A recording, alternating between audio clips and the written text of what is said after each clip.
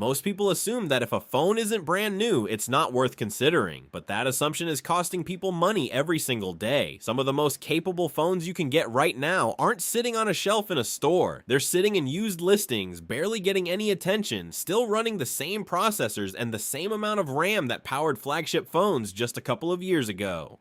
Today we're going through 8 phones that fit that exact description. Phones nobody actively searches for, but that still outperform plenty of what's being sold as new today. Let's get into it. First up, the Samsung Galaxy S21 FE 5G. This phone runs on the Snapdragon 888, the exact same chip that powered the Galaxy S21 Ultra the same year. That's the part people miss. You're not getting a watered down processor here. You're getting flagship level performance in a smaller, more overlooked package. Depending on the configuration, it comes with 6 to 8 gigabytes of RAM, which is more than enough to run multiple apps at once without any stutter, and storage options going up to 256 gigabytes. So you're not stuck constantly deleting photos to make room for updates. Next, the iPhone 12 Pro Max. This one runs on Apple's A14 Bionic chip, and even years later, it still handles the current version of iOS without any noticeable slowdown. Apple's chips age differently than most Android processors because of how tightly the software and hardware are built together, which is exactly why this phone still feels responsive today. It comes with 6 gigabytes of RAM and storage configurations reaching up to 512 gigabytes on the larger versions, which is more storage than plenty of phones being sold as new right now. Third on the list, the Google Pixel 7 Pro. This phone uses Google's own Tensor G2 chip, built specifically to handle AI processing and computational photography directly on the device instead of relying on cloud processing. That's a feature a lot of budget phones released today still don't have. It comes with 12 gigabytes of RAM, which puts it ahead of a lot of current mid-range phones on paper, and gives it plenty of headroom for heavy multitasking without slowing down. Fourth, the OnePlus 11. This is one of the strongest picks on this list from a pure performance standpoint. It runs on the Snapdragon 8 Gen 2, which was a true flagship chip the year it launched. Depending on the configuration, RAM goes up to 16 gigabytes, putting it in the same territory as gaming-focused phones that cost significantly more today. If raw processing power matters most to you, this is one of the hardest phones on this list to beat. Fifth, the Samsung Galaxy S22 Ultra. This phone runs on the Snapdragon 8 Gen 1, comes with anywhere from 8 to 12 gigabytes of RAM, and storage options reaching up to 512 gigabytes. It also includes a built-in S Pen, a feature most phones at any price point simply don't offer. One review of this exact phone put it plainly: it can still beat some of the best phones being sold today. That's not a small claim for a phone that's a few years old, but the hardware backs it up. Sixth, the iPhone 13. Running on Apple's A15 Bionic chip, this phone continues to handle everyday use, gaming, and heavy app switching without issue. It comes with 4 to 6 gigabytes of RAM, and while that number looks lower than some Android phones on paper, iOS is built to manage memory more efficiently, which is why the phone doesn't feel underpowered in real use. Storage options go up to 512 gigabytes on the larger configurations. Seventh, the Motorola Edge Plus. This phone also runs on the Snapdragon 8 Gen 1, the same chip found in the Galaxy S22 Ultra, paired with 8 to 12 gigabytes of RAM and 256 gigabytes of storage. Motorola doesn't get anywhere near the marketing attention that Samsung or Apple gets, which means this phone tends to fly completely under the radar, despite offering the same class of processor as far more talked about devices. The Xiaomi 12. Rounding out the list, this phone also comes equipped with the Snapdragon 8 Gen 1, alongside 8 to 12 gigabytes of RAM and storage options up to 256 gigabytes. Xiaomi has built a reputation for offering this level of hardware more aggressively than Samsung or Motorola tend to, which makes this one worth checking out if raw specs relative to what you're paying is your main priority.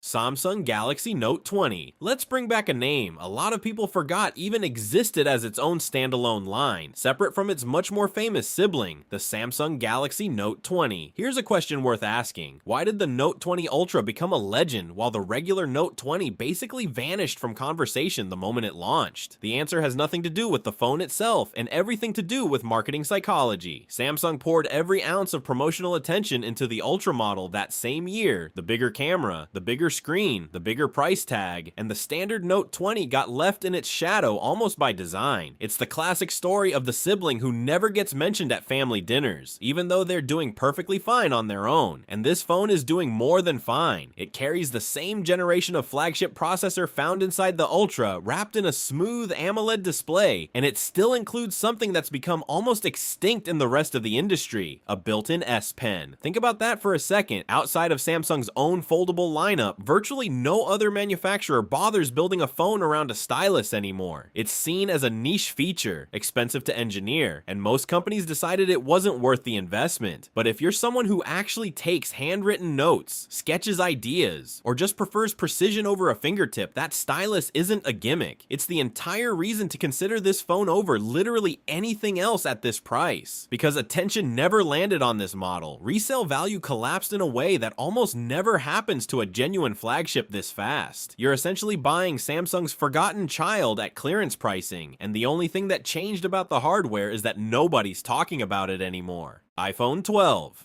Next up is a phone that quietly rewrote how people think about 5G in the United States. The standard iPhone 12, not the Pro Max we already covered earlier in this video. Here's something most people get wrong about Apple's lineup, and it's worth clearing up properly. When Apple releases a phone family, whether it's the 12, the 12 Pro, or the 12 Pro Max, the actual brain of the phone, the processor, is identical across every single model. The Pro branding isn't about raw power, it's about camera hardware and screen size. That means the standard iPhone 12 runs the exact same A14 Bionic chip as the far more expensive Pro Max, so when it comes to how fast the phone opens apps, handles updates, or runs games, you're not actually giving anything up by choosing the cheaper option. There's a bit of telecom history baked into this specific phone too. The iPhone 12 was the first iPhone generation built with 5G support from the ground up, launching at the exact moment US carriers were scrambling to roll out their networks nationwide. Apple bet big on 5G before most of the country was even ready for it, and that bet paid off in the long run because it meant this phone aged into the infrastructure instead of falling behind it. Years later, iOS updates still install without a hitch, apps still open without hesitation, and the phone still feels like a phone from this decade, not the last one. That's the quiet advantage of Apple's chip strategy. When the smartest part of the phone gets shared across an entire lineup instead of locked behind the most expensive model, buying cheap doesn't mean buying weak.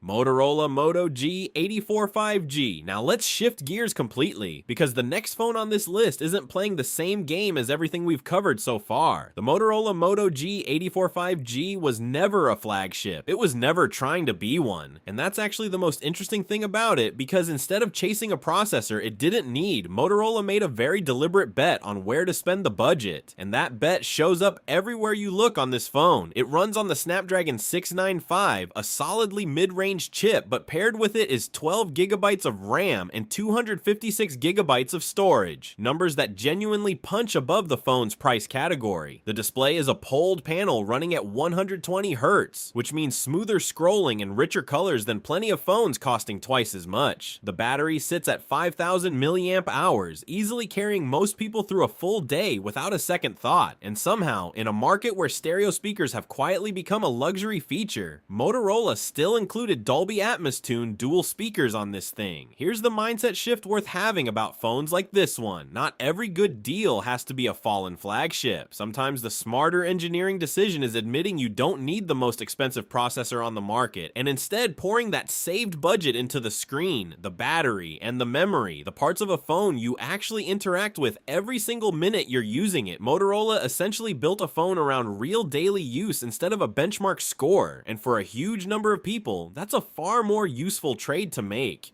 Xiaomi Poco X6, and rounding out this expanded list is a phone from a brand that built its entire identity around one very specific promise: giving you more hardware than your budget should technically allow. The Xiaomi Poco X6. Poco started as an internal spin-off of Xiaomi, created specifically to chase a single mission, squeeze flagship adjacent specs into mid-range pricing, no matter how uncomfortable that made the rest of the industry. The Poco X6 is a textbook example of that mission in action. It runs on the Snapdragon 7S Gen 2, a genuinely capable mid-range chip, but Xiaomi paired it with 12 gigabytes of RAM and storage configurations, reaching an enormous enormous 512 gigabytes. Sit with that number for a second. That's more internal storage than several actual former flagships we covered earlier in this video, phones that originally launched at 3 or 4 times this price. The display is a full AMOLED panel running at 120 Hz, not a cheaper LCD substitute the way a lot of budget phones try to sneak past you. The battery comes in at 5,100 milliamp hours, and in a small but meaningful detail, Poco kept the 3.5mm headphone jack, a component more and more manufacturers quietly delete every single year to nudge you toward buying wireless earbuds separately. Will it out-benchmark a Snapdragon 8 Gen 1 phone sitting earlier on this list? No, and Poco isn't pretending otherwise. But for the price, the sheer volume of RAM and storage crammed into this device is genuinely difficult to match anywhere else on the market right now, and that's exactly the kind of imbalance worth taking advantage of.